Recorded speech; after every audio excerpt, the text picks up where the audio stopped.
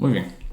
En la semana anterior nosotros tuvimos como objetivo pues dos cosas fundamentales. Lo primero fue definir un poco acerca de pues qué iba a ser qué iba a ser un robot, qué iba a ser la robótica y cuál iba a ser el enfoque que le íbamos a dar nosotros en este curso.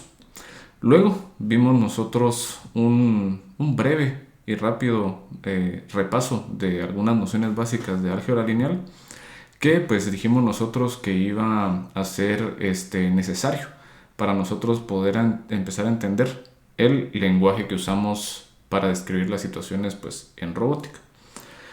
Vamos a empezar en esta lección eh, desarrollando ciertas nociones básicas y cierto lenguaje y notación estándar para nuestras situaciones en robótica.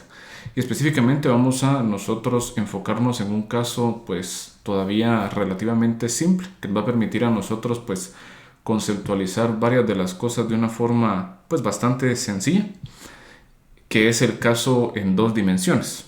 Vamos a ver nosotros cómo aplicar estas nociones en el caso de dos dimensiones.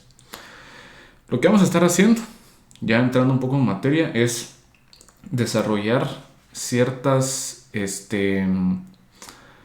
básicamente un set de, así que notaciones, operaciones, etcétera, utilizado para definir situaciones, pues en mecánica, digámoslo así, relativamente más sofisticadas a las que están ustedes acostumbrados o a las que manejaron en grupos anteriores.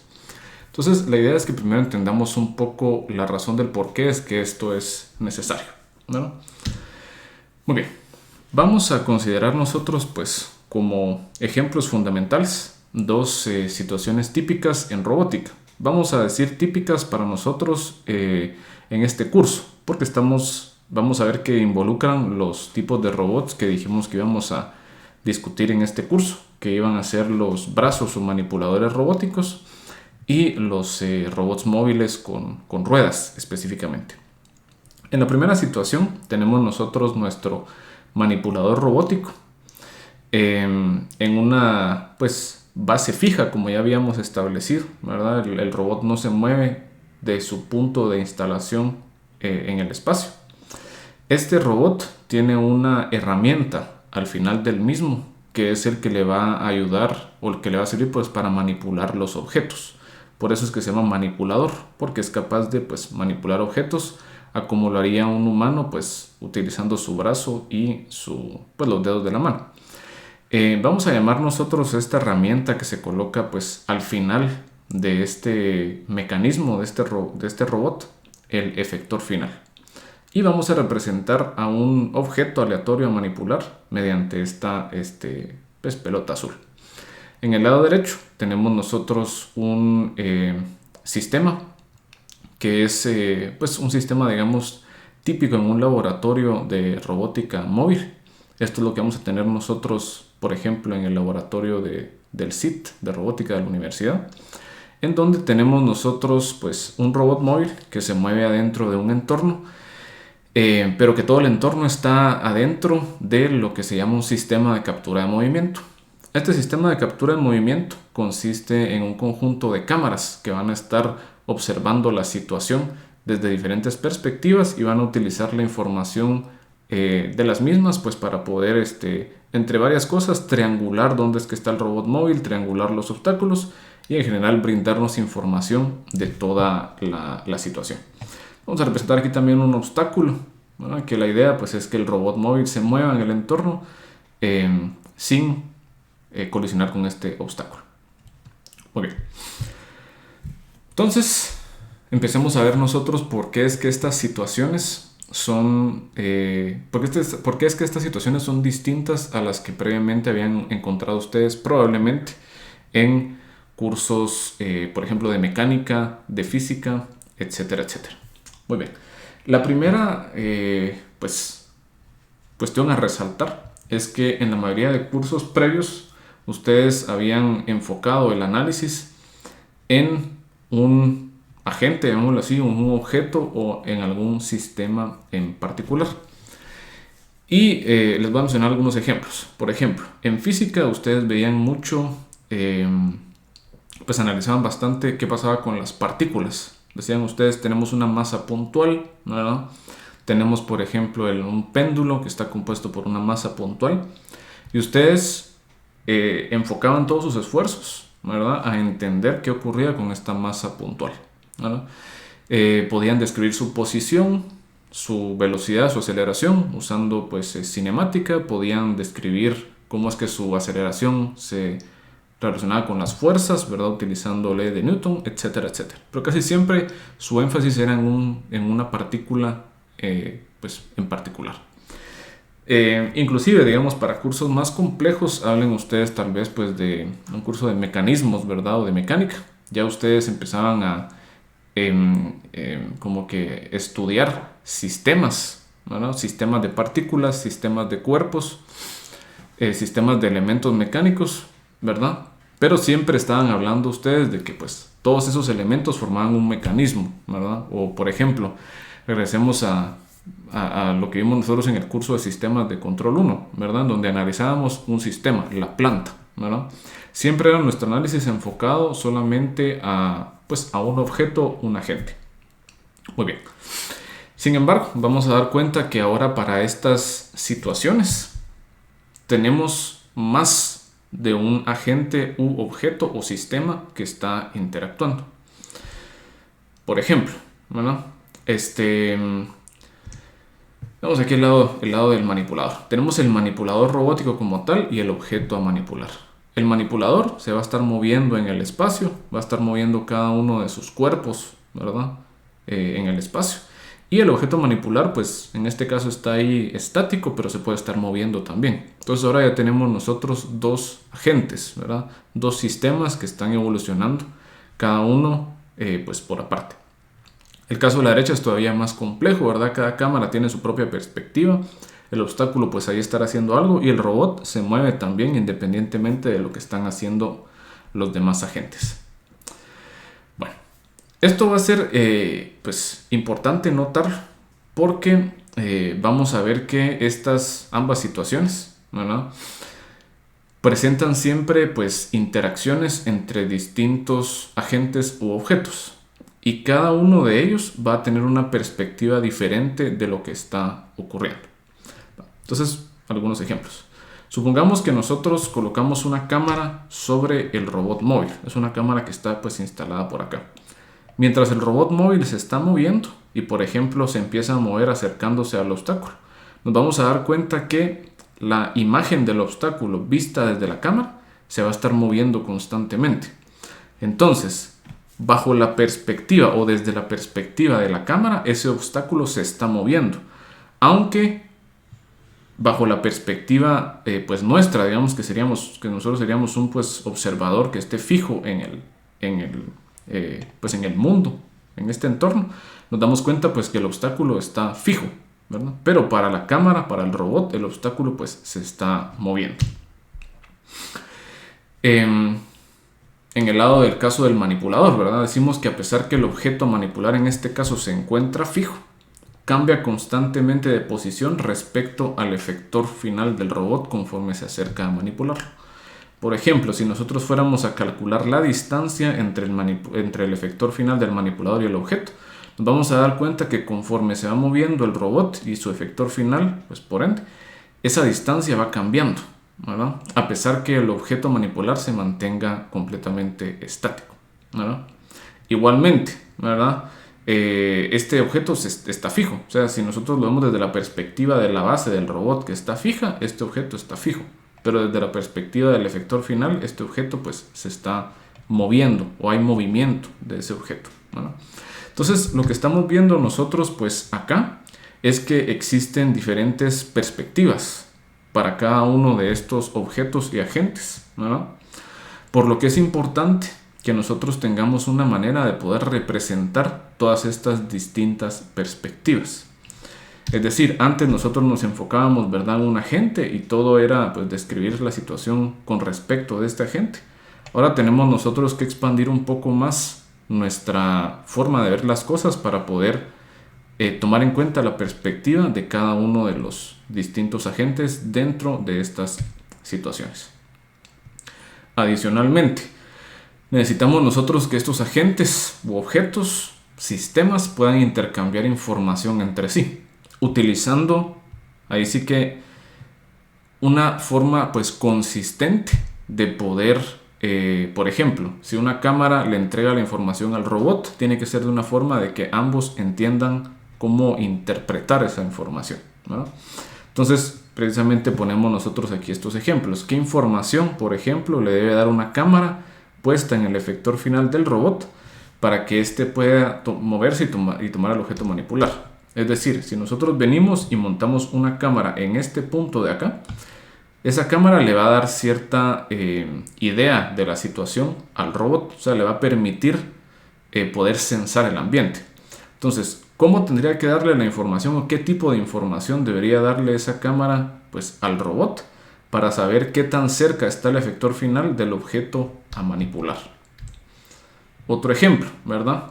¿Cómo sabe el robot móvil pues, dónde está con respecto al obstáculo que quiere esquivar?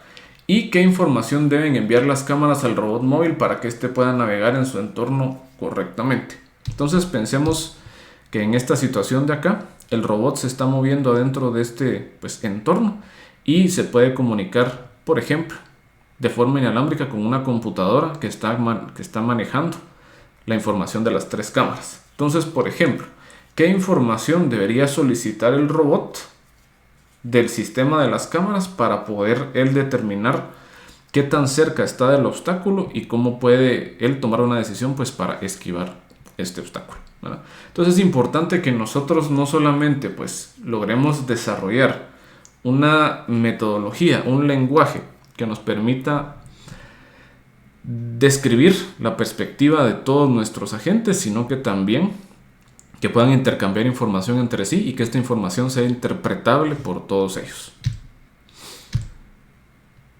Bueno, entonces, pues es de esperarse, ¿verdad? Que la razón del por qué hicimos nuestro repaso de álgebra lineal es porque el lenguaje perfecto pues para esto va a ser el álgebra lineal. Y se van a dar cuenta ustedes que todos los conceptos que nosotros revisamos la semana pasada, tanto desde vectores, matrices, hasta cuestiones más abstractas como grupos y demás, van a ser importantes al momento de desarrollar esta metodología o este lenguaje, si lo quieren ver ustedes así. Muy bien. Tenemos nosotros un primer concepto, ahora una primera noción.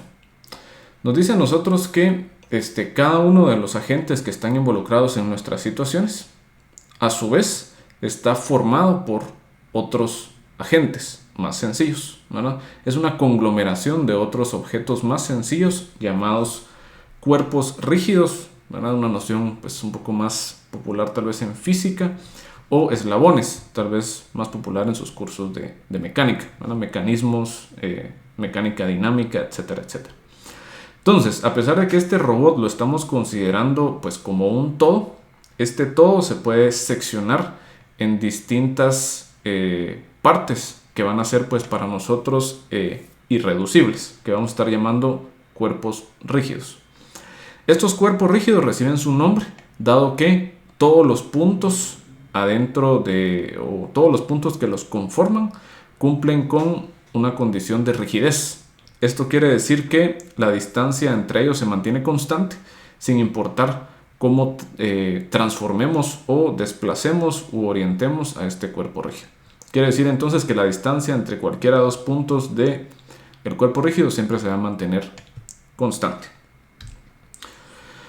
Bueno, vamos a ver nosotros que los cuerpos rígidos, si queremos nosotros todavía seccionarlos en más piezas, ¿no? Si queremos agarrar todavía este cuerpo rígido, ¿verdad? Y seccionarlo en más piezas y lo vemos como esta pues colección amorfa, ¿verdad? De varias pues masas, podríamos ver nosotros que pues son infinitas partículas. Piensen ustedes que pues por ejemplo en física ustedes decían pues una masa puntual, entonces Ahora un cuerpo rígido va a ser una conglomeración infinita de masas puntuales. Regresando a esa perspectiva de física, por ejemplo, en donde nosotros decíamos, bueno, yo a esta masa puntual voy a describirle su posición, su velocidad, su aceleración, las fuerzas que generan esta aceleración, ¿verdad? ¿Se acuerdan ustedes que parte de lo que se hacía era utilizar pues vectores? Tengo un vector para la posición, un vector para la velocidad, para la aceleración, para las fuerzas, etcétera, etcétera. Entonces entramos con un problema, y es que si los cuerpos rígidos son conglomeraciones infinitas de masas puntuales, requeriríamos nosotros infinitos vectores para referirnos a cada uno de los puntos que conforman a estos cuerpos rígidos. Bueno, muy bien. Entonces eso es un problema, porque démonos cuenta que nuestros sistemas, nuestros robots van a ser conglomeraciones, ¿verdad? O colección, un grupo de cuerpos rígidos. Y si cada cuerpo rígido requiere infinitos vectores, pues describir un robot, ¿verdad?, va a ser mucho más complejo, porque necesitaríamos nosotros infinitos vectores para cualesquiera número de eslabones tenga este robot.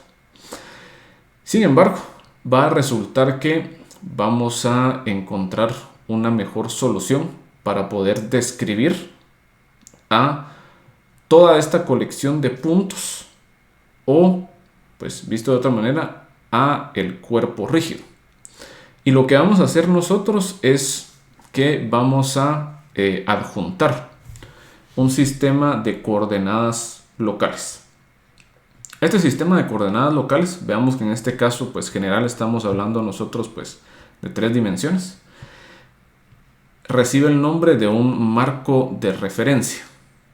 Ese marco de referencia, ¿verdad?, lo vamos a estar nosotros pues colocando en algún punto del cuerpo rígido. Este punto pues puede ser un punto arbitrario. En muchas ocasiones buscamos que este punto coincida con el centro de masa, ¿verdad?, ¿cómo se llama?, del cuerpo rígido, pero no necesariamente va a ser el caso. Nosotros vamos a ir jugando con este punto en donde nosotros como que adjuntamos, ¿verdad?, o anclamos este set de coordenadas locales dependiendo de lo que queramos nosotros hacer. Muy bien, entonces marco de referencia, un set de coordenadas locales. Démonos cuenta, y esto va a ser importante notarlo, ¿verdad?, utilizando ya la notación que conocemos de álgebra lineal. Estas coordenadas van a estar siendo representadas utilizando 3 vectores. Estos van a ser 3 vectores ortonormales. Quiere decir de que no solamente son ortogonales o perpendiculares entre sí, sino que todos tienen norma unitaria. Todos son vectores unitarios. Si se dan cuenta, denotado por el sombrerito que le ponemos a cada vector. Bueno, vamos a llamarlo según las coordenadas, ¿verdad?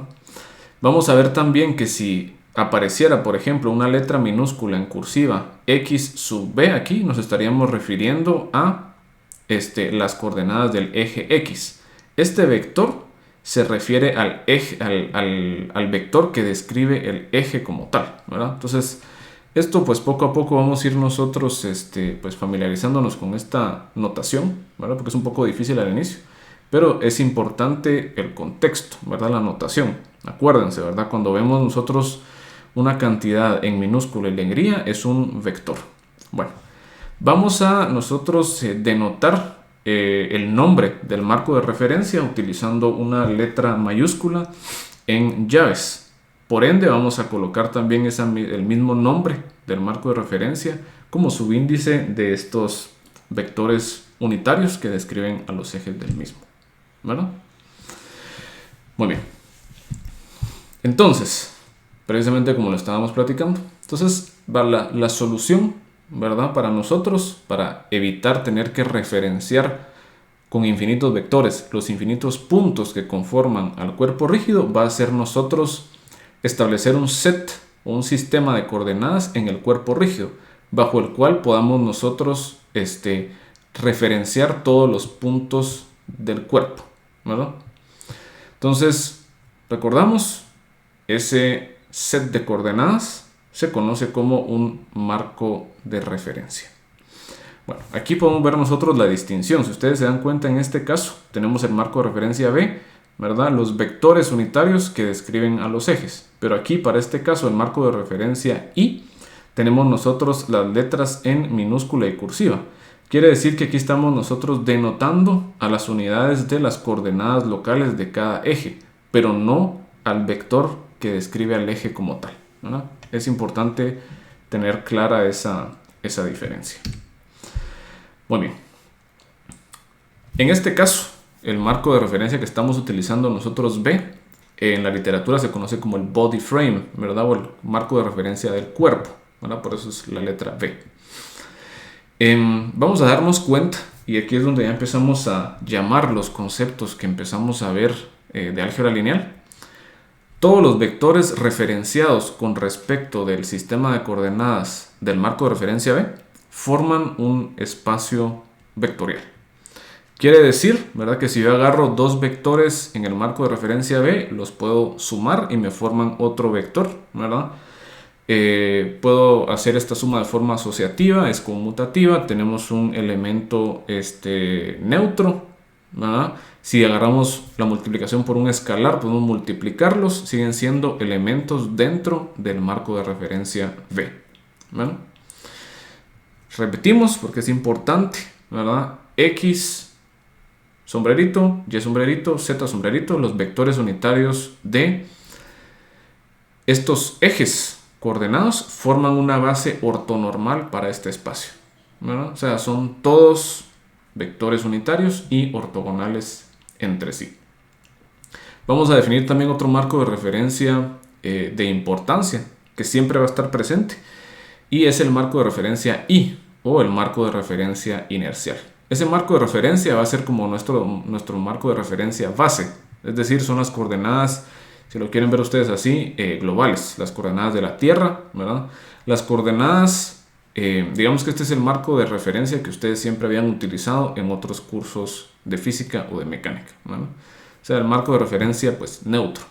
Por esa razón es que nosotros a las cantidades en los ejes no le colocamos el sub i. ¿Por qué? Porque estas son las coordenadas x y z por defecto. Muy bien. Entonces, tenemos que, pues, vamos a ver que existe, o bueno, la idea de estos marcos de referencia es nosotros poder considerar la perspectiva de cada agente o de cada objeto mediante uno de estos, ¿verdad? Porque entonces, ¿verdad? Si yo tengo un marco de referencia puesto, y podemos regresar rápidamente aquí, ¿verdad? Si yo tengo un marco de referencia aquí en el efector final y otro marco de referencia aquí en el objeto manipular y otro marco de referencia en la base del robot, yo puedo ver, ¿verdad?, que la posición del objeto con respecto del marco de referencia fijo de la base del robot es constante, pero la posición, ¿verdad?, del objeto con respecto al marco de referencia del efector final va a cambiar.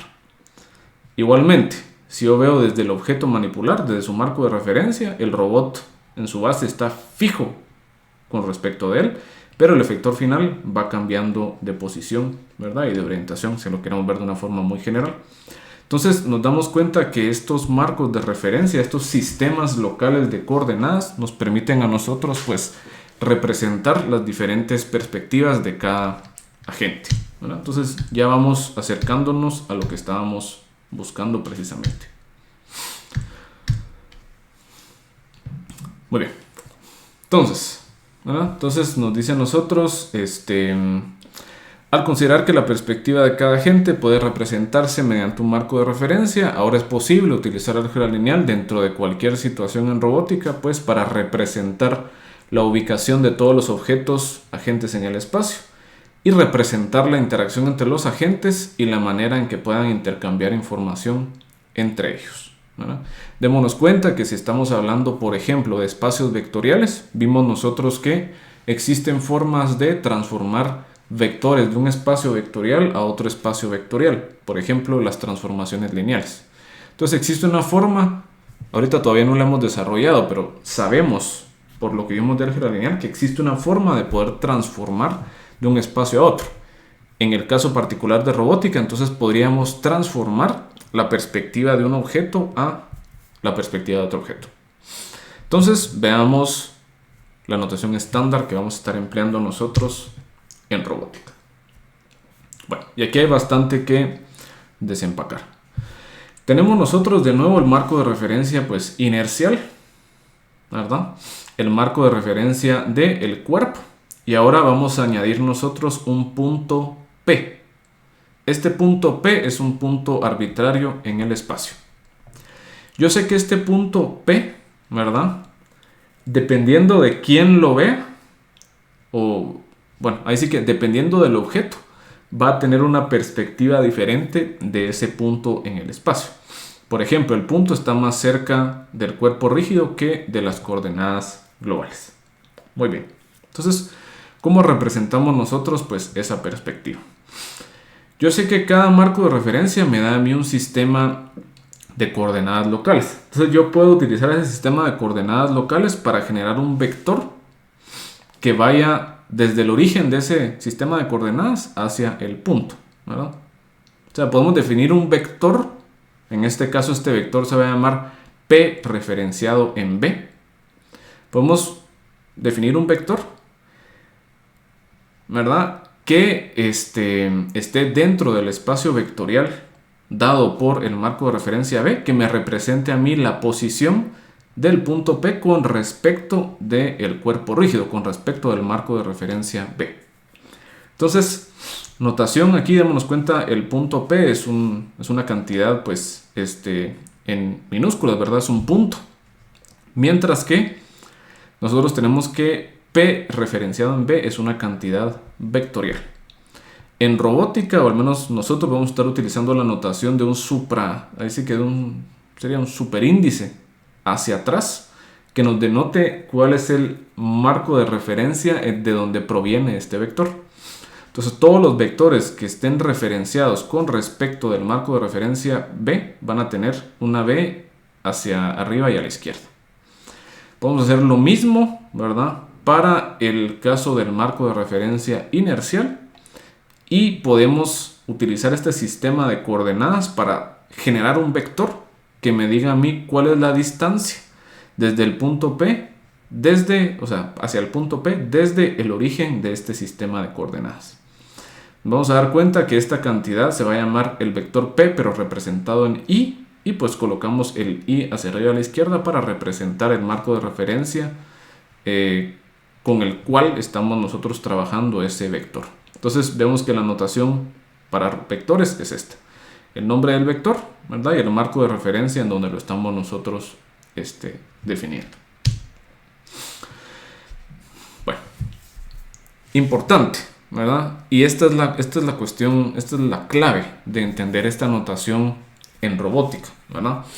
Y es que ambos vectores, o sea, tanto el vector P como el P referenciado en B, como el vector P referenciado en I, representan al mismo punto, pero descrito desde distintas perspectivas. O sea, P con respecto de B es como el objeto o el marco de referencia ve al punto P. Mientras que P referenciado en I es como el marco de referencia I ve al punto P. Pero ambos representan al mismo punto en el espacio. O sea, el punto no cambia. Es el mismo punto, pero dependiendo de quién lo esté viendo, el vector que utilizamos para representarlo es distinto. Sin embargo, ambos vectores tienen que estarme representando, pues, en esencia la misma información. Esto cumple, ¿verdad?, con la noción que decimos nosotros que podemos representar nosotros a, pues, digámoslo así, un vector en diferentes bases. Por ejemplo, si yo tengo un vector, lo puedo representar en la base canónica. Esa sería tal vez el marco de referencia inercial. O en otra base rara que haya definido por conveniencia. Por ejemplo, digamos, estamos hablando del caso de señales, como vimos nosotros en procesamiento de señales. Podríamos describir a una señal, ¿verdad?, utilizando una base canónica, que sería utilizando, pues, las deltas de Kronecker, por ejemplo. O podríamos representarlo utilizando la base de Fourier. O sea, estamos representando al mismo objeto, pero de distintas formas. Entonces esto es lo mismo, estamos representando el mismo objeto de distintas formas. Bueno, entonces llegamos a lo que les comentaba anteriormente. Si cada uno de estos espacios vectoriales, o cada marco de referencia, mejor dicho, representa, si cada marco de referencia, ¿verdad?, nos da a nosotros un espacio vectorial, entonces podríamos decir que tiene que existir alguna forma de poder transformar, ¿verdad?, los vectores desde desde un campo vectorial a otro, es decir, desde un marco de referencia a otro. Es decir, tiene que existir una transformación. Resulta que como estamos nosotros lidiando con cuerpos rígidos, la transformación para este tipo de cuerpos tiene que ser una transformación rígida. ¿Se acuerdan ustedes que hablábamos que las transformaciones rígidas son aquellas que no modifican la longitud de un vector? Entonces, vamos a utilizar nosotros esta transformación rígida, ¿verdad? La transformación rígida, ¿verdad?, podemos decir nosotros que va desde I hasta B o de B representado en I. Y vamos a ver que sí hay dos interpretaciones, bien claras para esta transformación. Vamos a colocar nosotros como subíndice lo que vamos a llamar nosotros el marco fuente, es decir, de dónde vienen los vectores que queremos nosotros transformar. Y, ¿verdad?, como superíndice hacia atrás, ¿verdad?, ahí sí que hacia arriba y hacia la izquierda, el marco destino, hacia dónde queremos nosotros transformar. Visualmente vamos a nosotros representar esta transformación mediante esta línea punteada que va desde I hasta B, ¿verdad? Entonces la transformación de I a B o de B con respecto a I, ¿verdad? Muy bien. Aquí podría parecer que la notación o la forma de representarlo gráficamente es rara o está al revés, porque pareciera que voy desde I hasta B cuando me dice aquí que yo quiero, o el marco fuente es el que está aquí abajo y el marco destino es el que está aquí arriba. O sea que tendría que estar al revés la línea. Y vamos a ver que esta forma de hacerlo, de representarlo como que al revés, va a tener una razón bien clara, ¿verdad?, más adelante cuando sigamos pues interpretando estas nociones.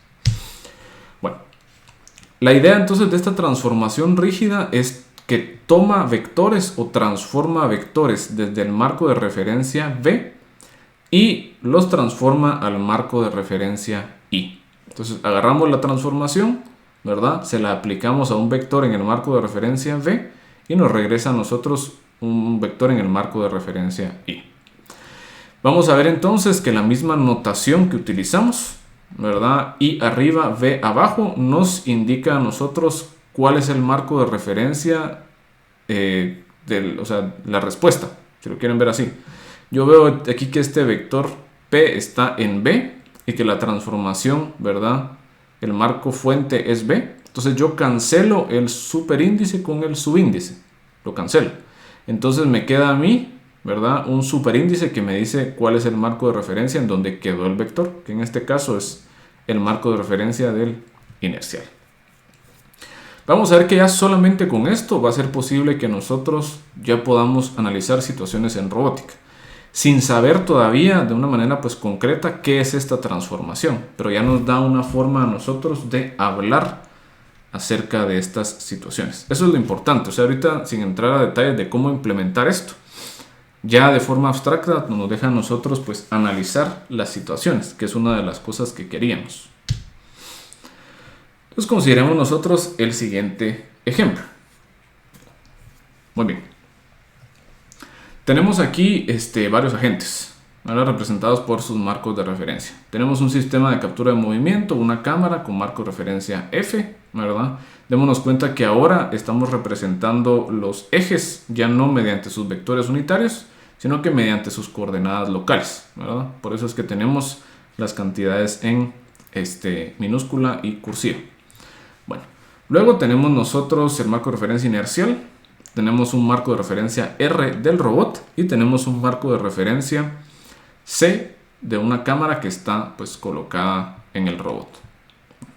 Luego nos dan la siguiente información. Nos dice que el sistema de captura de movimiento puede observar a este punto P, que le vamos a llamar nosotros que es un obstáculo, ¿verdad? O un objeto que el robot quiere esquivar. Entonces el sistema de captura de movimiento puede observar directamente, ¿verdad? O puede ver cuál es su distancia con respecto a este obstáculo. Tenemos también la distancia con respecto a este obstáculo, ¿verdad? En el inercial, la distancia hacia ese obstáculo en el robot y en la cámara. Cada una representada por el vector P, pero en diferentes marcos de referencia. Luego tenemos nosotros las siguientes transformaciones. Tenemos una transformación que nos da a nosotros, que relaciona el marco de referencia F con el inercial. Otra que relaciona el marco de referencia R con el inercial. Y otra el marco de referencia C con el del robot. ¿Por qué razón tiene sentido? ¿Por qué, por ejemplo, no tenemos una transformación que describa C con respecto de F o C con respecto de I? Bueno, entonces aquí empezamos a ver nosotros que esto va a tener una representación o una interpretación física, del mundo real. Yo sé que típicamente, pues tenemos nuestro set de coordenadas, digamos que estamos dentro de un laboratorio. Las coordenadas globales, las inerciales, van a ser las que nosotros establezcamos como tal. Luego el sistema de captura de movimiento va a estar viendo las cosas desde su perspectiva. Luego tenemos al robot que se está moviendo adentro de este entorno, dentro de este laboratorio. Y tenemos a nosotros una cámara que está en el robot. Pero la cámara va a estar instalada sobre el robot. Quiere decir que esta cámara probablemente vaya a estar fija en un punto de instalación en el robot. Entonces no tiene sentido que nosotros representemos, ¿verdad?, dónde es que está o básicamente el marco de referencia de la cámara con respecto al inercial, porque podemos simplemente pues saber cómo está relacionada las coordenadas de la cámara con respecto del robot, y si yo sé cómo están relacionadas las del robot con respecto al inercial, ahí sí que por ende conozco también cómo están relacionadas las de la cámara con respecto al inercial. Vamos a ver por qué razón esto. Entonces la primera pregunta es: ¿cómo puede obtener el objeto su distancia? ¿Cómo puede obtener el robot su distancia hacia el objeto empleando la información de la cámara? ¿Cuál es la información de la cámara? Pues es este vector P representado en F. Y yo quiero entonces obtener la distancia del robot hacia el objeto. Quiere decir, quiero encontrar yo P, pero respecto en R. Entonces, ¿qué voy a hacer?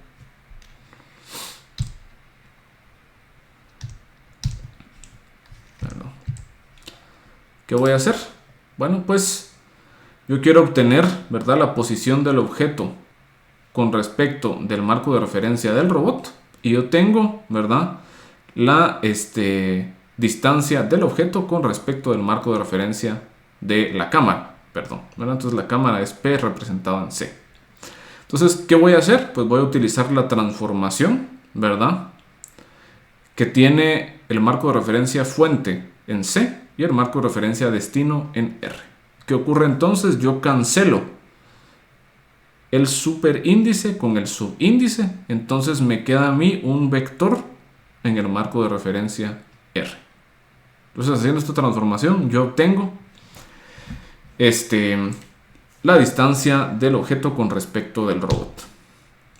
Otra pregunta: ¿cómo pueden obtenerse las coordenadas globales del objeto mediante el sistema de captura de movimiento?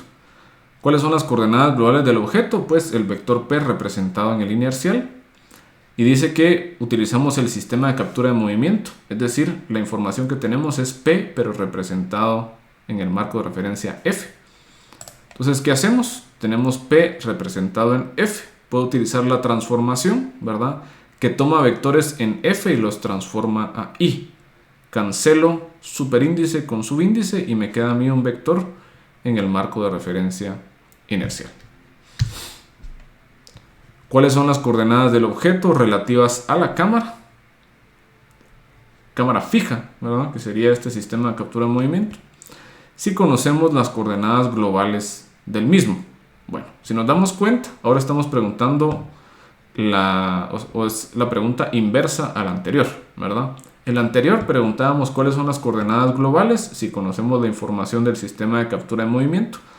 Ahora es, ¿cuáles son las coordenadas del sistema de captura de movimiento si nosotros conocemos las coordenadas globales?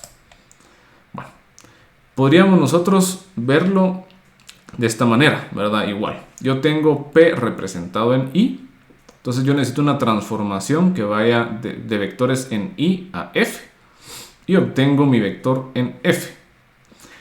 Sin embargo, ¿verdad? Yo pues recuerdo que esta cantidad, ¿verdad? De P representada en I la teníamos nosotros anteriormente. Perdón, es este de aquí. P representada en I la teníamos nosotros, que era esto. Que era, ¿verdad? Aplicar la transformación que toma vectores en F y los pasa a I de P representado en F. Entonces, si sustituimos esta cantidad, ¿verdad? O sea, si aquí en lugar de colocar nosotros esto, ponemos esto de acá, ¿verdad? Que sería P representado en F, pero transformado a I, nos queda a nosotros una composición de transformaciones. Vamos a dar cuenta que esta composición de transformaciones es congruente, porque si nos damos cuenta, vamos a cancelar nosotros superíndice con subíndice. Cancelamos las F's aquí. Superíndice con subíndice, cancelamos I con I. Entonces me queda a mí un vector, ¿verdad? P representado en F. Entonces nos damos cuenta en este caso que la transformada que toma vectores en I y los pasa a F cancela la transformación que toma vectores en F y los pasa a I. Quiere decir entonces que una es la inversa de la otra, ¿no? Una es la inversa de la otra. Muy bien. Esta es una pregunta interesante porque nos dice a nosotros, ¿cuáles son las coordenadas globales de la cámara montada en el robot? ¿No? Lo que queremos hacer ahora es ya no representar, digamos, o sea, si yo tengo la información de cómo es que la cámara ve al obstáculo, ¿verdad? Que sería P representado en C y lo quisiera pasar para obtener P representado en R. No, si no quiero, lo que yo quiero es representar a este sistema de coordenadas, es decir, a los vectores ZC, YC y XC. O sea, cada uno de estos es un vector, ¿verdad? Yo sé que, por ejemplo, P representado en C es un vector, lo puedo transformar. Si yo quiero representar, por ejemplo, a todos los vectores que pueden generarse utilizando esta base, ¿verdad? Yo podría transformar cada uno de esos vectores y pasarlos al marco de referencia del robot utilizando la transformación. Entonces, ¿cómo se vería esto? Pues vamos a decir que vamos a agarrar todos los vectores posibles. Si lo quieren ver ustedes aquí estaríamos colocando nosotros el span de XC, YC y ZC en forma de vectores unitarios. Y estamos transformando todos esos vectores a vectores en este marco de referencia del robot. O sea, estamos representando el sistema de coordenadas como tal. Entonces nos damos cuenta que lo podemos hacer de esta manera. Igual haciendo una composición de transformaciones, dado que queremos nosotros las coordenadas globales, ¿verdad? Entonces represento todos los vectores que puedo ver desde la cámara, los paso a la coordenada del robot, sería esta parte de acá. Luego, como los quiero en las coordenadas globales, tomo todas estas coordenadas que encontré en el marco de referencia del robot y las paso al marco de referencia inercial. Cancelo entonces R con R, o sea, el superíndice con el subíndice, y obtengo entonces como resultado una transformación o la descripción de todos los vectores posibles representados en C, pero ahora en I. ¿No? Entonces, esa es una cosa bien importante. Porque resulta entonces que esta transformación T no solamente representa un cambio de coordenadas, ¿verdad? O una transformación entre dos marcos de referencia, sino que también nos va a representar a nosotros el sistema de coordenadas como tal. Dicho de otra forma, también nos va a representar a la posición y orientación del marco de referencia en sí. O bien, si lo queremos ver desde esa manera, la posición y orientación del cuerpo rígido que está adjunto al marco de referencia. vamos a definir nosotros que la combinación de la posición y orientación de un cuerpo rígido se conoce como la pose del cuerpo rígido. Muy bien. Aquí es importante entonces que nosotros hagamos la siguiente aclaración, y quiero precisamente regresar a este punto en donde nosotros definimos la transformación rígida. Yo les comentaba que existen dos maneras de poder interpretar esta transformación.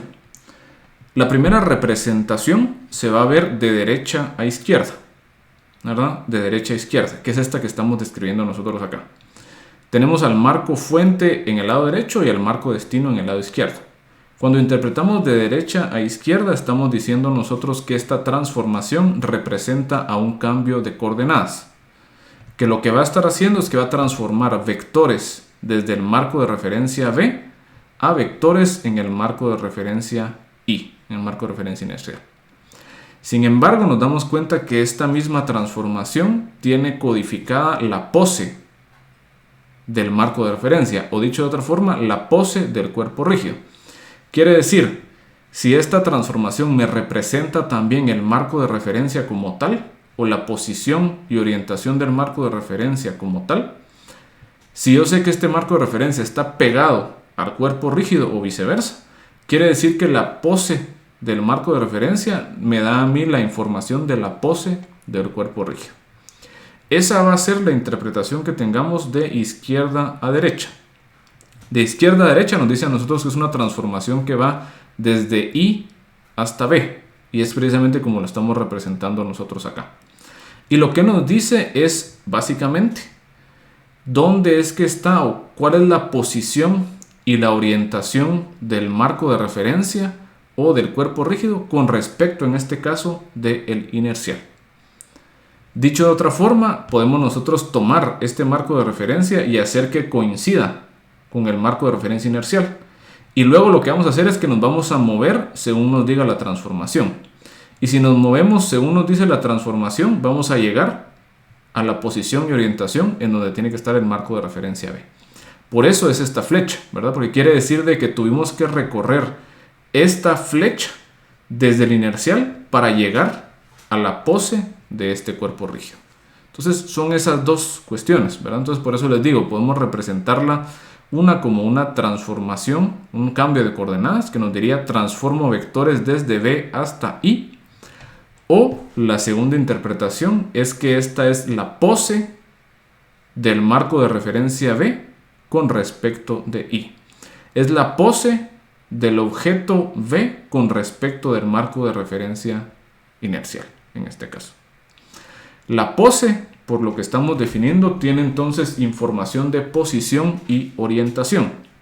Quiere decir que al decir nosotros que esta transformación representa la pose del cuerpo, del marco de referencia o del cuerpo B con respecto al inercial, esta transformación nos va a dar a nosotros información de dónde es que está posicionado el objeto con respecto al inercial y cómo es que está orientado, o sea, los ángulos, ¿verdad? Cómo está orientado el objeto con respecto del inercial. Esto es un montón, ¿verdad? Y es una como nueva forma de ver las cosas. Entonces, o sea, esto, acuérdense, hay que ir pues poco a poco hasta que lleguemos a entender estas nociones. Muy bien, sigamos entonces. Bueno, tenemos también, vamos a utilizar otra noción fundamental de lo que repasamos de álgebra lineal. Dijimos nosotros que toda transformación pues, lineal tenía asociada una matriz. Por lo tanto, vamos a ver nosotros que esta transformación tiene asociada una matriz.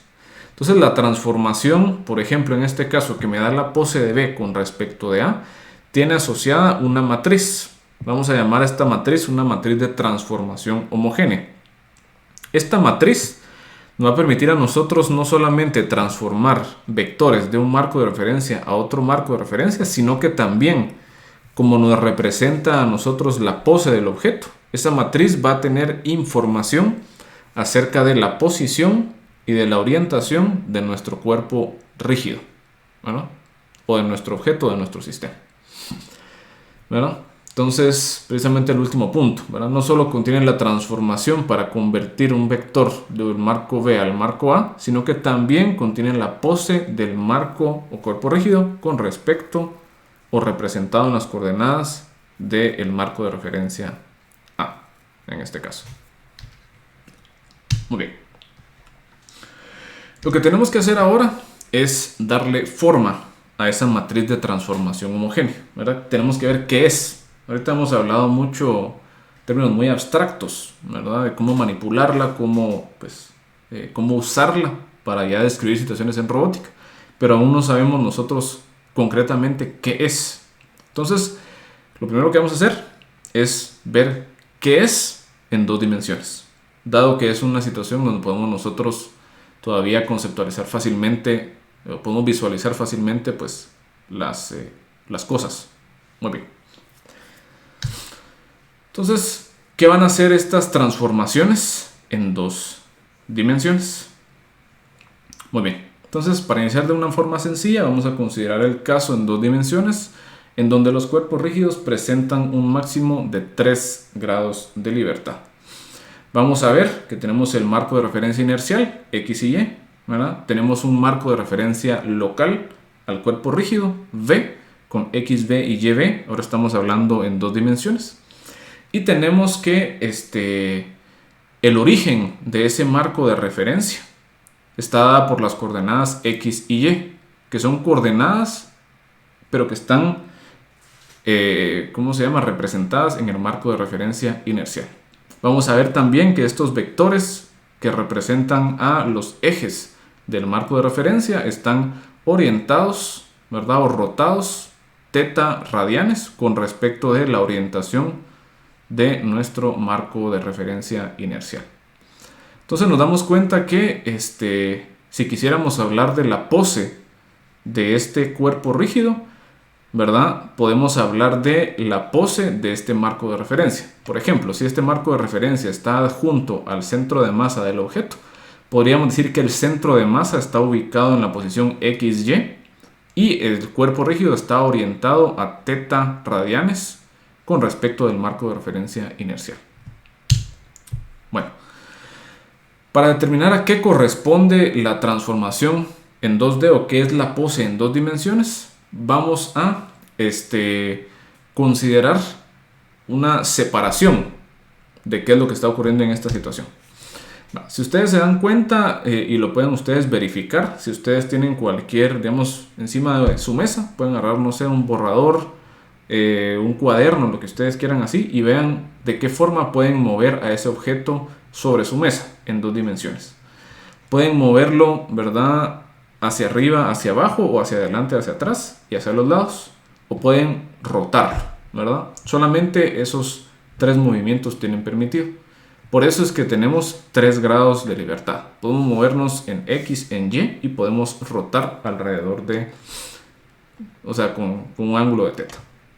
Entonces vamos a nosotros decir que podemos representar la pose de cualquier objeto en 2 dimensiones como el resultado de primero solamente desplazarlo, ¿verdad? Lo colocamos en la posición X y Y luego lo rotamos teta unidades para simplificar el asunto.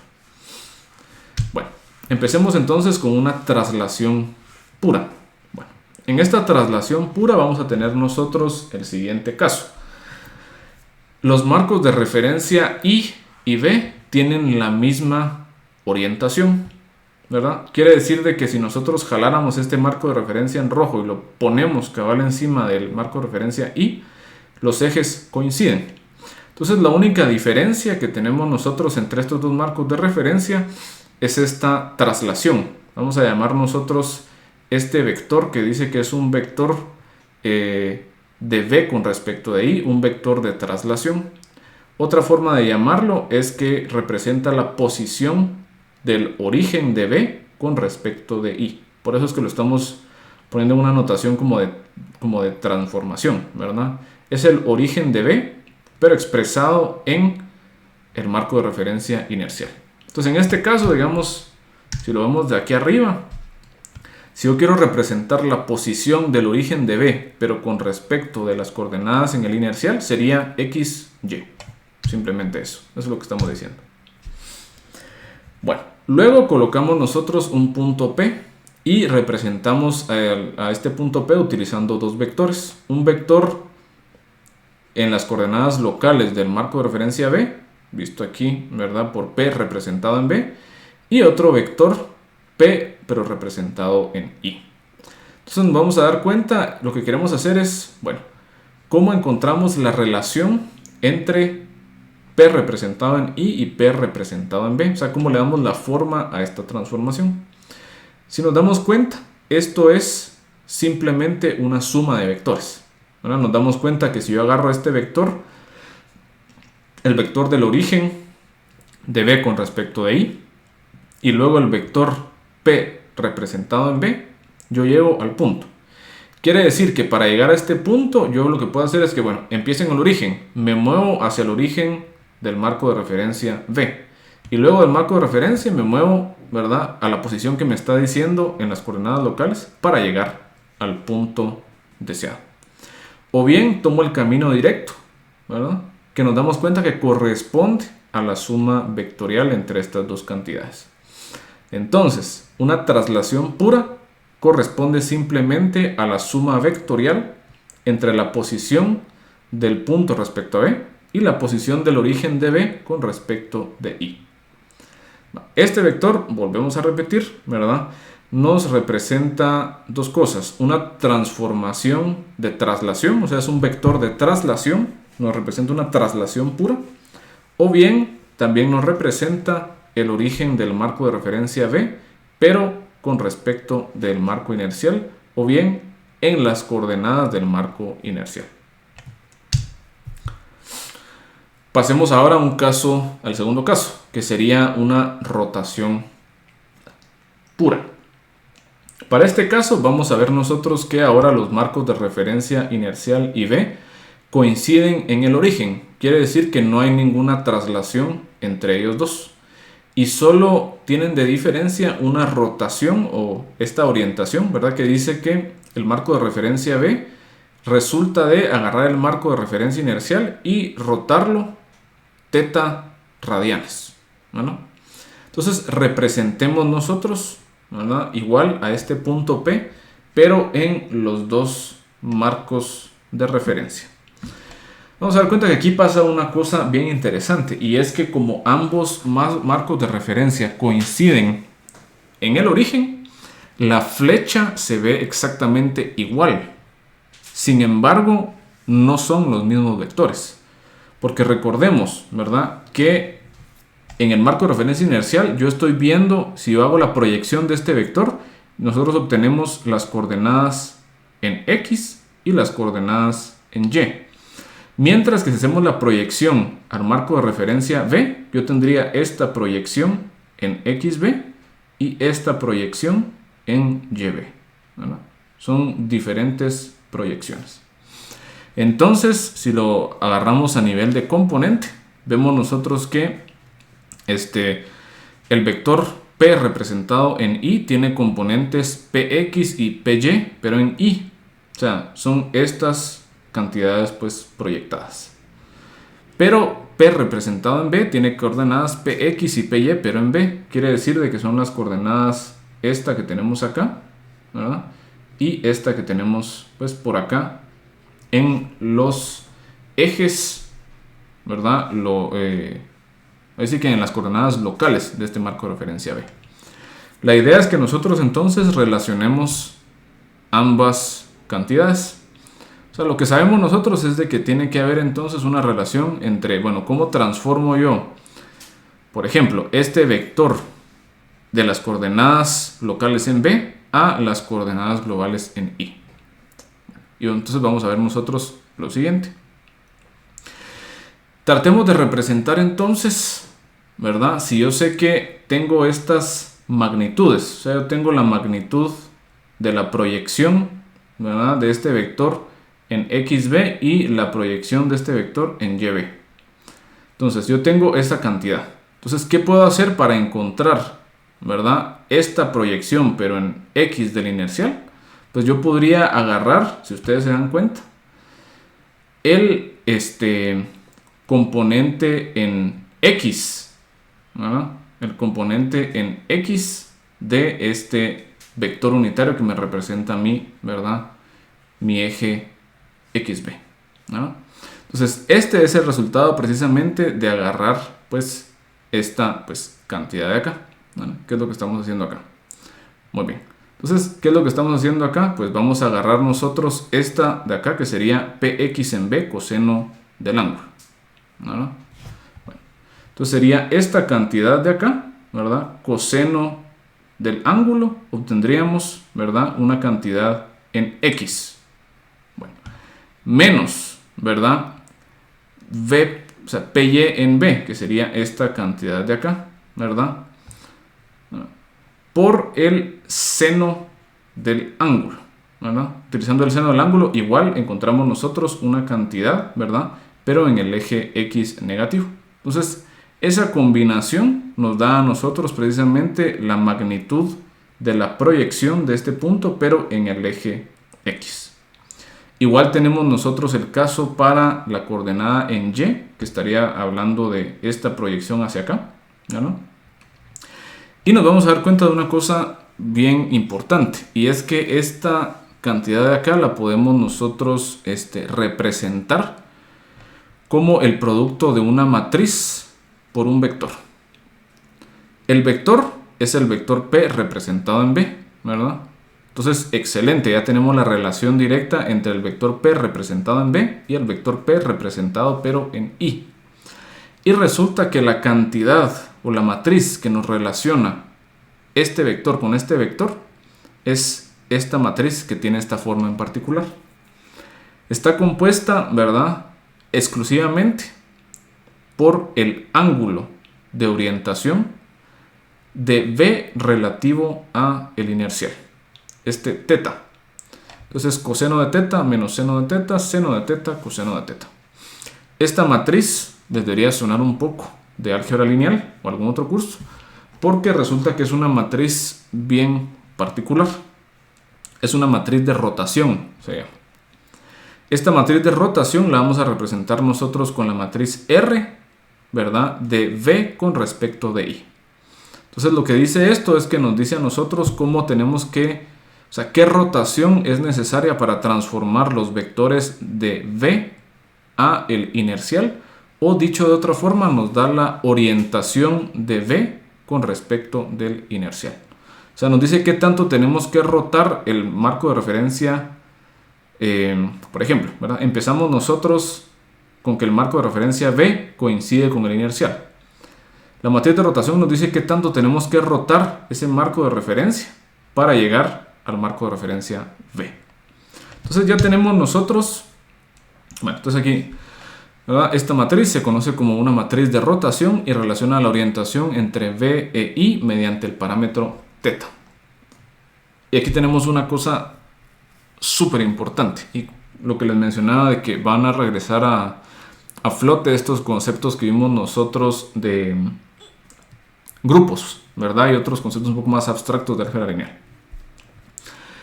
Tenemos que las matrices de rotación, junto con el producto entre matrices, forman el llamado grupo especial ortogonal 2, representado por SO2, el cual es un subconjunto de las matrices 2×2 de reales.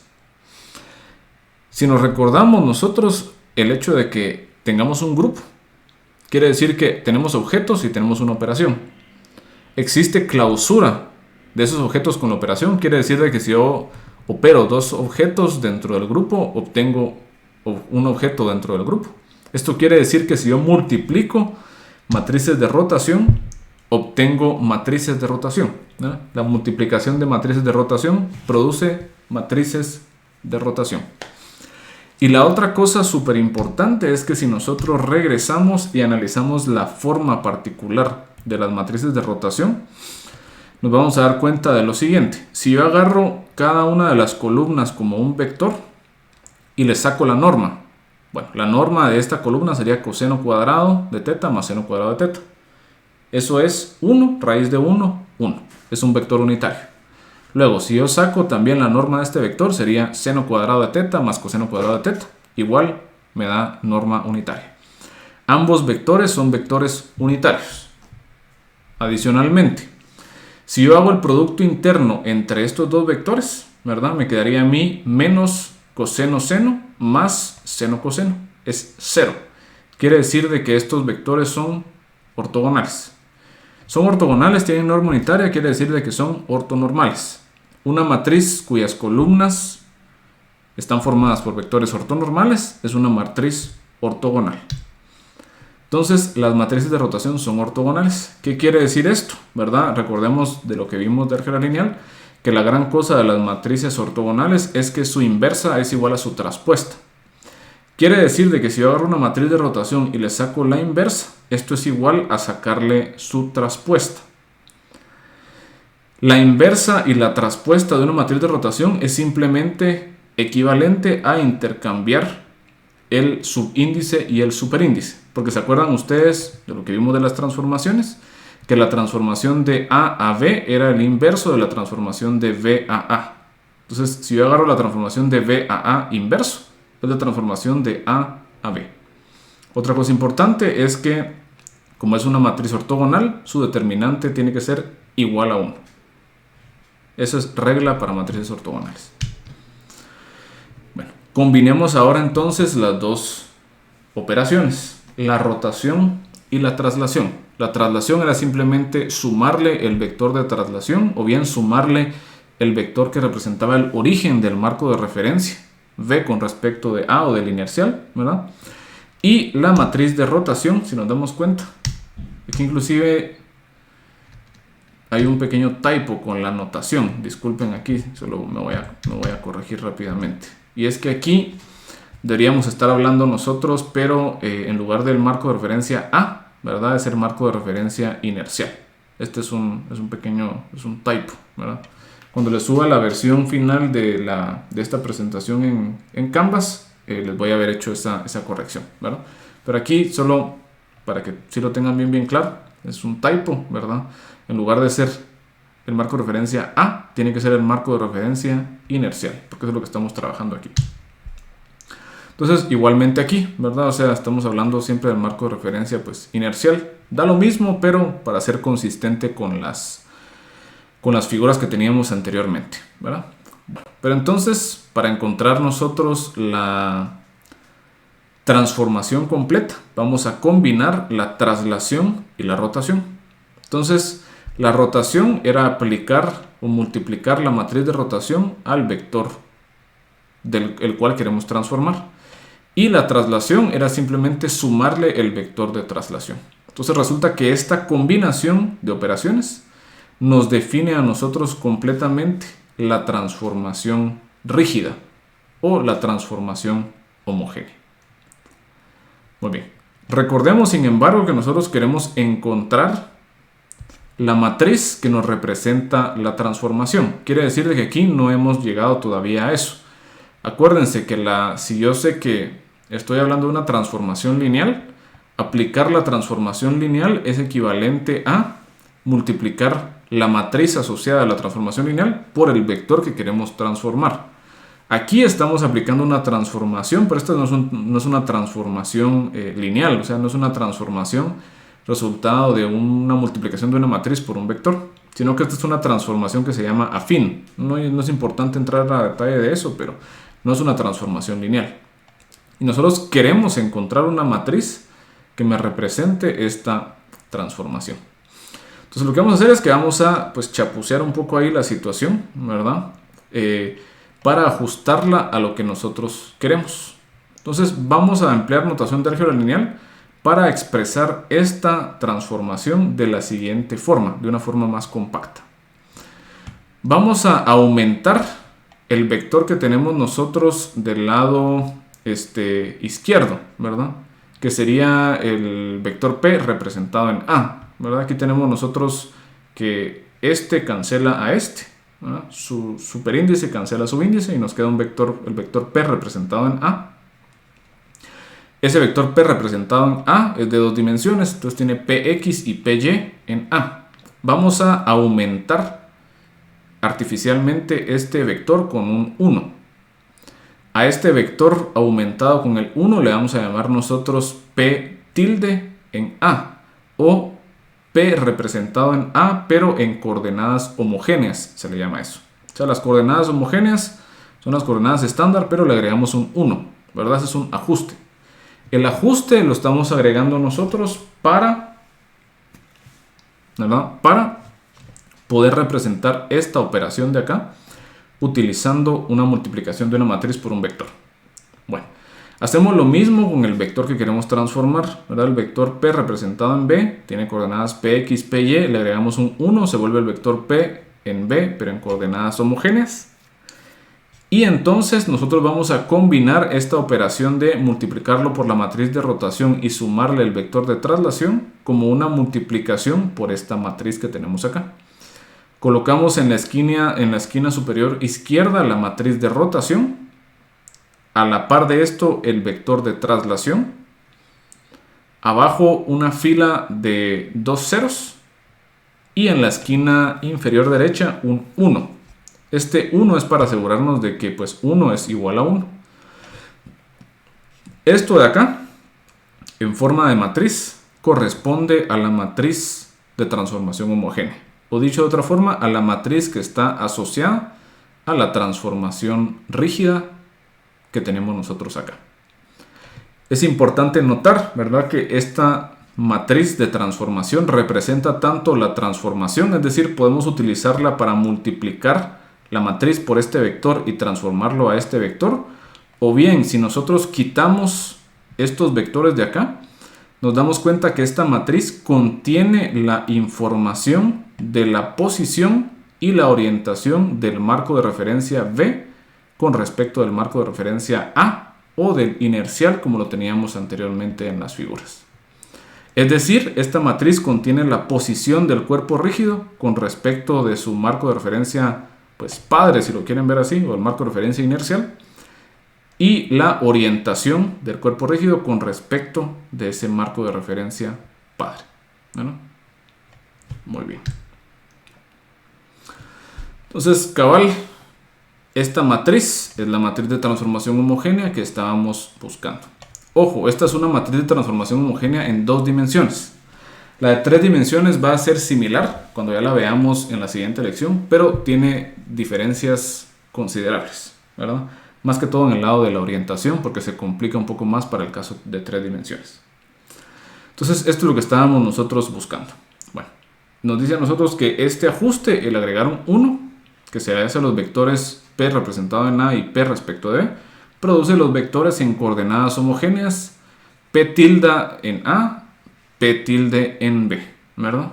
Que pertenecen a estas coordenadas que son P, ¿verdad?, de 2 dimensiones, que es un subconjunto de R3, ¿verdad? Nos dice a nosotros que las matrices de transformación homogénea junto con el producto entre matrices forman el llamado grupo especial euclidiano 2. Ese es SE2 y es un subconjunto de las matrices de 3×3. Esto, como en el caso anterior con las matrices de rotación, nos implica a nosotros que la multiplicación de matrices de transformación produce matrices de transformación.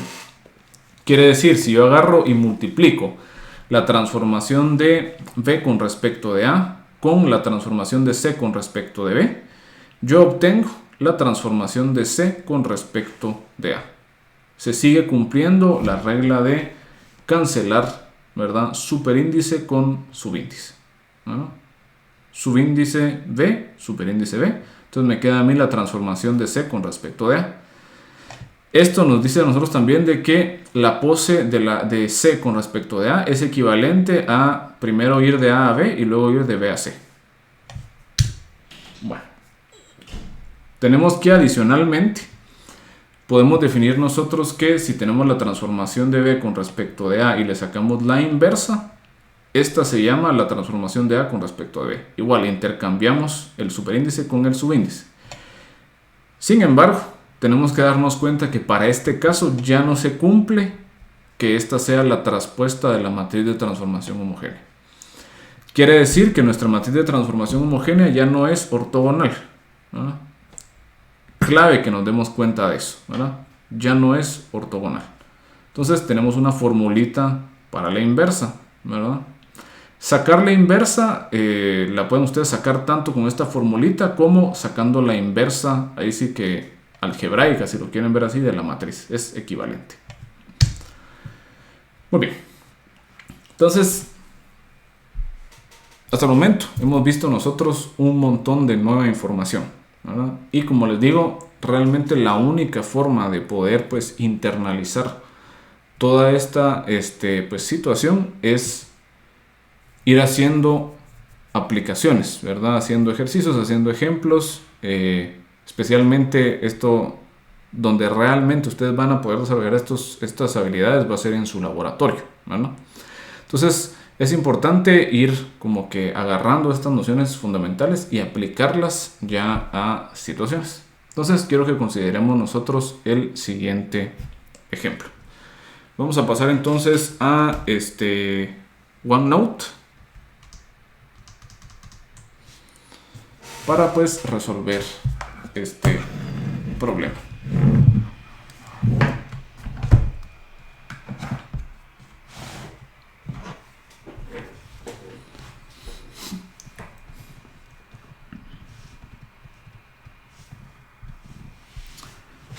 Muy bien, entonces nos dice a nosotros lo siguiente.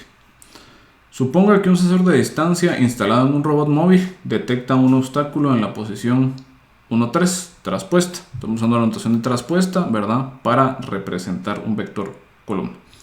Este robot se encuentra en la posición 2,0 traspuesta en el marco inercial o global con una orientación de pi tercios. ¿Cuáles son las coordenadas globales del obstáculo? Muy bien. Grafiquemos la situación. Esto siempre es útil, ¿verdad? Nosotros poder graficar la situación. Entonces, vamos a nosotros tener aquí el marco de referencia inercial. Coordenadas X y Y. Y vamos a colocar nuestro robot. Dice que el robot está en la posición 2,0 en el marco inercial. Entonces tenemos 2 unidades en X y 0 unidades en Y. Entonces nuestro robot va a estar, lo vamos a colocar acá en color azul. Nuestro robot va a estar en esta posición. Bueno, entonces nos dice el robot se encuentra en la posición 2,0 en el marco inercial con una orientación de pi tercios. Bueno, entonces veamos cómo se ve esto. Entonces nuestro robot va a estar más o menos así.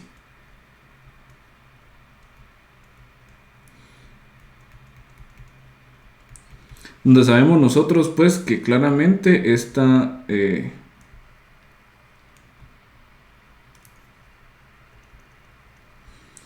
ángulo que existe entre el robot, ¿verdad? Y el inercial es de pi tercios. Muy bien. Dice, bueno, suponga que un sensor de distancia instalado en un robot móvil detecta un obstáculo en la posición 1,3. Bueno, entonces vamos a asumir aquí, ¿verdad? Lo vamos a poner así solo para tenerlo así bien claro. Supuesto, ¿verdad? El sensor de distancia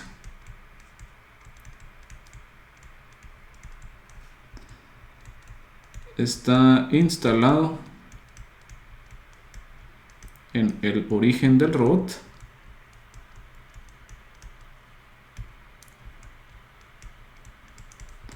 y coincide con su marco de referencia. Bueno, ¿a qué nos estamos refiriendo con esto? Muy bien, entonces vamos a ver nosotros que este punto en donde está el robot representa también el marco de referencia adjunto al robot. Es decir, podemos definir nosotros un sistema de coordenadas locales de esta manera en el marco de referencia del robot. Aquí las coordenadas locales van a ser XB y YB. Aquí vamos a ver nosotros una cuestión, digamos que es ya algo de cajón en la industria, ¿verdad? O en la literatura, si lo quieren ver así, de robots móviles. Todos los robots móviles van a tener que el eje X coincide con la dirección de movimiento. Entonces este robot, ¿verdad? Si sigue la dirección de movimiento coincide precisamente con el eje XB. Eso es ya como que por defecto, ¿no? Entonces nos damos cuenta de que dónde está puesto ese robot y dónde está orientado corresponden también en dónde está puesto y cómo está orientado este marco de referencia, ¿no? Entonces coincide el marco de referencia con lo que estamos viendo nosotros del robot. Encima de este marco de referencia tenemos nosotros el marco de referencia del sensor.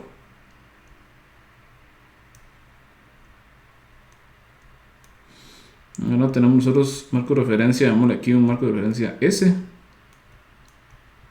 ¿no? Que tiene igual coordenadas locales XS y YS. Sin embargo, nos estamos dando cuenta aquí, ¿verdad? Que simplemente pues S es igual a R. O sea, es lo que estamos viendo básicamente aquí. Entonces, podemos intercambiar el uso de ambos casos. Si el sensor de distancia estuviese instalado, ¿verdad?, en una posición distinta al origen con respecto del robot, ¿verdad?, ya sería un poquito diferente la situación. Habría que definir otro set de coordenadas, ¿verdad?, etcétera, etcétera. Muy bien. Entonces dice que este sensor de distancia detecta un obstáculo en la posición 1, 3. Esa detección, ¿verdad?, ese vector 1, 3, la pregunta es, bueno, ¿con respecto de quién? ¿Será que es con respecto del marco de referencia inercial? Pues no tendría sentido, porque pues el robot tiene que, al final de cuentas, ¿verdad? El sensor va a ver las cosas desde su perspectiva, o sea, desde su marco de referencia.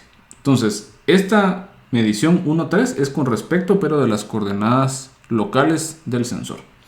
Entonces tenemos nosotros que estas coordenadas va a ser al final de cuentas pues 1, 3. Entonces tenemos 1 en X y 3 en Y. Quiere decir entonces que nuestro obstáculo se detecta en esta posición de acá, ¿verdad?, utilizando este vector de acá. ¿Cuál va a ser este vector? Pues es el vector P, ¿verdad?, representado en R, básicamente. Nos están preguntando aquí pues cuáles son las coordenadas globales del obstáculo. que nos están pidiendo a nosotros? Pues P con respecto de al inercial. Entonces, ¿qué necesitamos nosotros? Pues calcular. Bueno, entonces ya nos vamos más para abajo. Entonces la pregunta es, ¿qué queremos? Pues nosotros queremos P en I.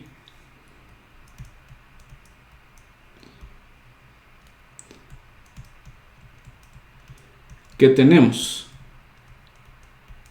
Bueno, tenemos nosotros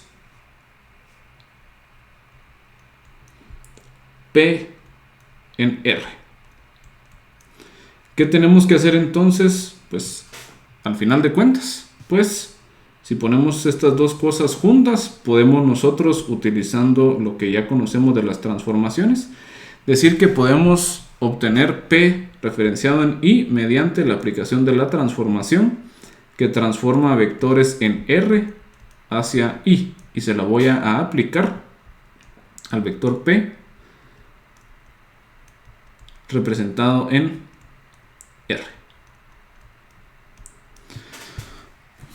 Visto de otra forma, ¿verdad?, esto va a ser equivalente, utilizando ya mi notación de matrices, ¿verdad? Me dice que va a ser P en coordenadas homogéneas en I igual a la matriz de transformación de R en I multiplicado por P homogéneas en R. Bueno, entonces, ¿qué necesitamos nosotros? Pues encontrar. Tenemos que ir buscando cada una de estas cantidades. Bueno, démonos cuenta, pues nos recordamos, este vector de aquí es simplemente, pues, Px, Py en R y 1. Esta matriz de acá es la matriz de rotación de R con respecto de I, el vector de traslación de R con respecto de I, una fila de ceros y 1.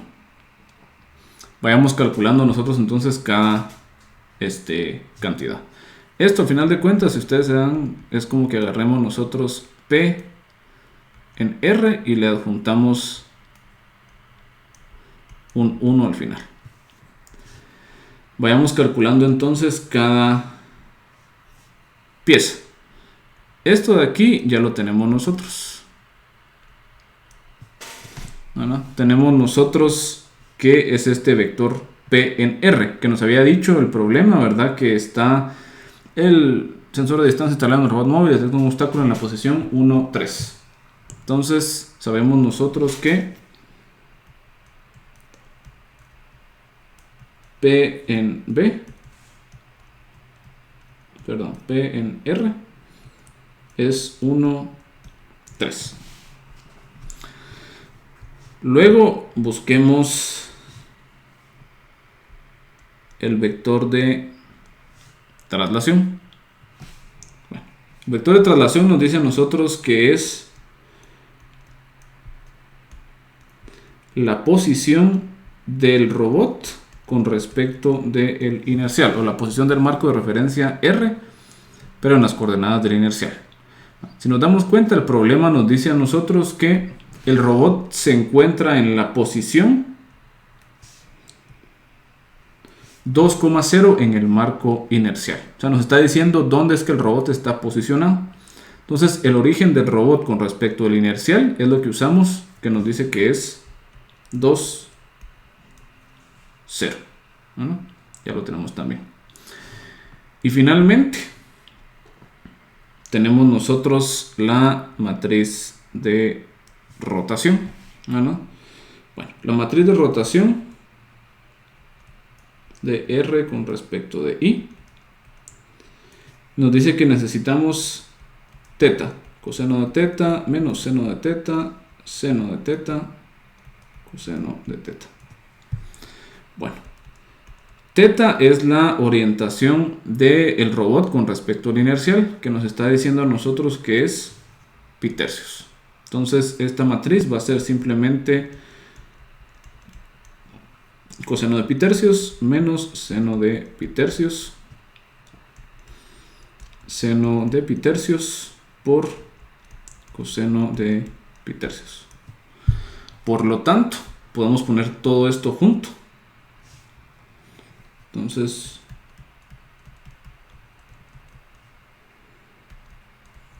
todo esto junto. Tenemos nosotros que el vector P en coordenadas homogéneas en I va a ser igual a, pues tenemos nosotros esta matriz de transformación homogénea. Bueno, colocamos primero la matriz de rotación. Nos dice que es coseno pi tercios menos seno pi tercios, seno pi tercios, coseno pi tercios. A la par colocamos el vector de traslación 2, 0. Abajo colocamos una fila de 2 ceros y un 1. Y esto lo vamos a multiplicar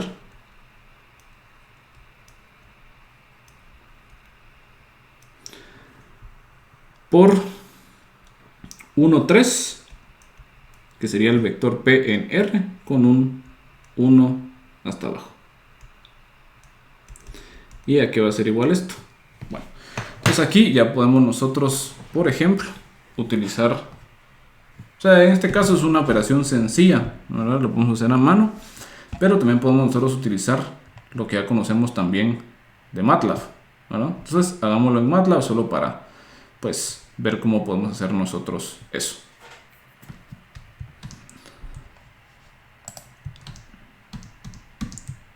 Muy bien. Entonces definamos, pues, por ejemplo, vamos a tener nosotros P en R en coordenadas homogéneas, ¿verdad? Vimos nosotros que este era 1, 3,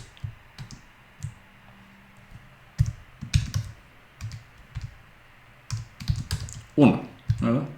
Es este vector de acá.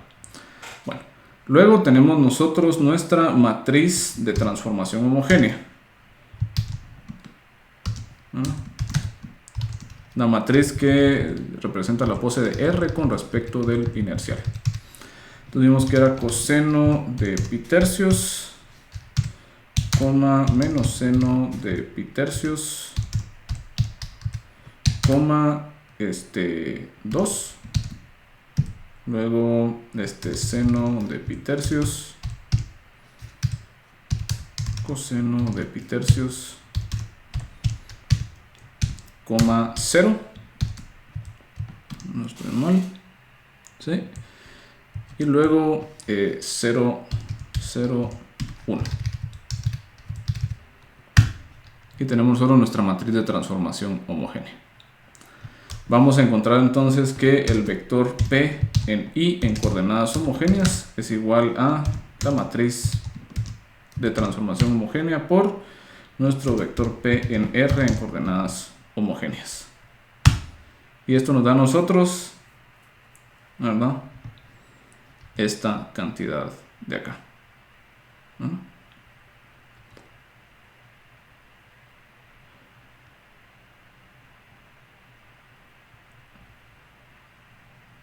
¿No?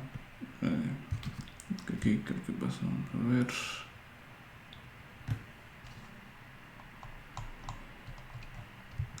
Creo que me equivoqué, vamos a ver, solo quiero revisar.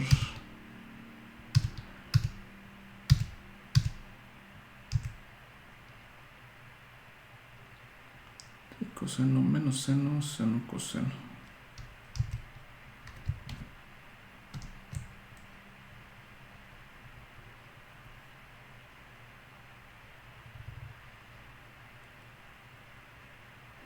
Estaríamos hablando pi tercios es 60.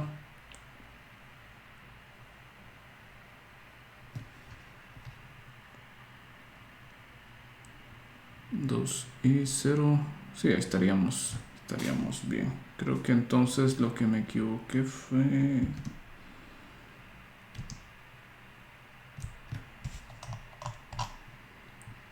No, sería 1, 3. Sí, creo que aquí entonces 1, 3. Y estamos menos seno, seno, coseno. Bueno, perfecto. Entonces aquí lo que faltaría es simplemente pues tomar nuestros dos primeros componentes, ¿verdad? Dado que pues este vector IP en coordenadas homogéneas pues está en coordenadas homogéneas. Entonces la última cantidad 1 sabemos que es un extra que añadimos nosotros precisamente por este ajuste que teníamos que hacer, ¿verdad?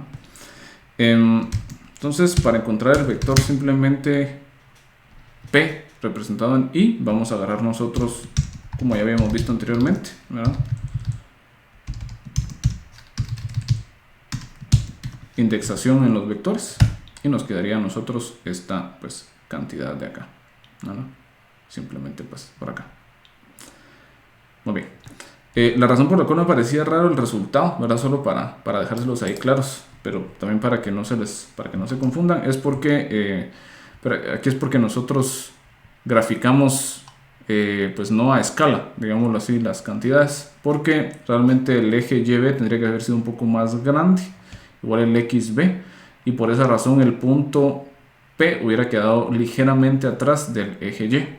Por esa razón es que nos aparece a nosotros esta cantidad x en negativo, pero está muy cerca de, ¿cómo se llama? El eje vertical. Es decir, o sea, si ustedes quisieran resolver este problema de forma puramente geométrica, pues este dibujo no estaría correcto, ¿verdad?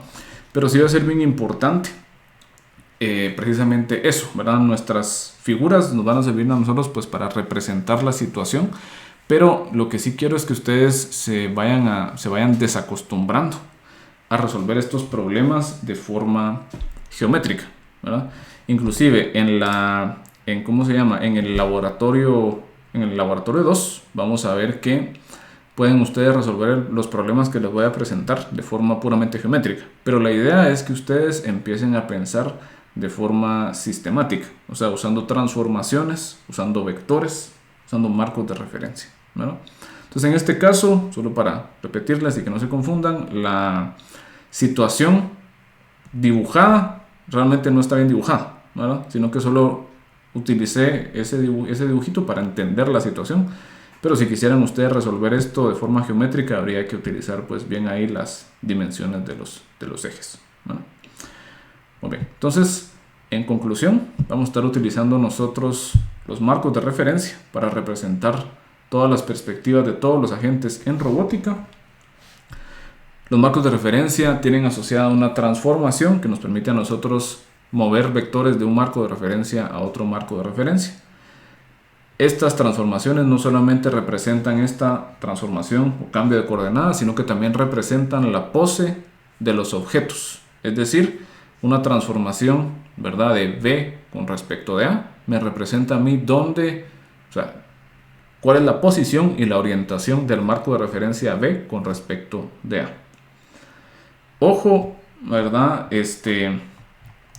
Acordarnos, las matrices de rotación son ortogonales, entonces su inversa es su traspuesta. Las matrices de transformación homogénea ya no cumplen esto. Las matrices de transformación homogénea reúnen tanto la rotación como la traslación, o bien la orientación del cuerpo rígido como la posición del cuerpo rígido. Las utilizamos para transformar vectores, pero estos vectores tienen que estar en coordenadas homogéneas, ¿no? En este caso solo déjenme copiar la solución, que sería menos 0.0981.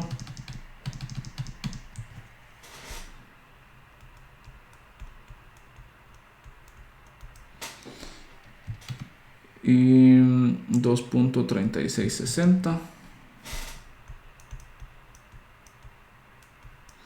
Y 1.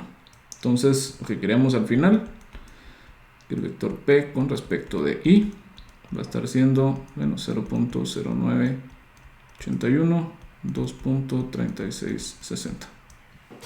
Y esa sería pues nuestra solución. Muy bien, entonces esto va a ser de práctica, ¿no? Precisamente para eso vamos a estar teniendo los laboratorios para poder desarrollar esta pues intuición. Y pues en la siguiente lección vamos a nosotros extender esta noción, pero a 3 dimensiones. Vamos a ver qué diferencias y qué similitudes tenemos para este caso también.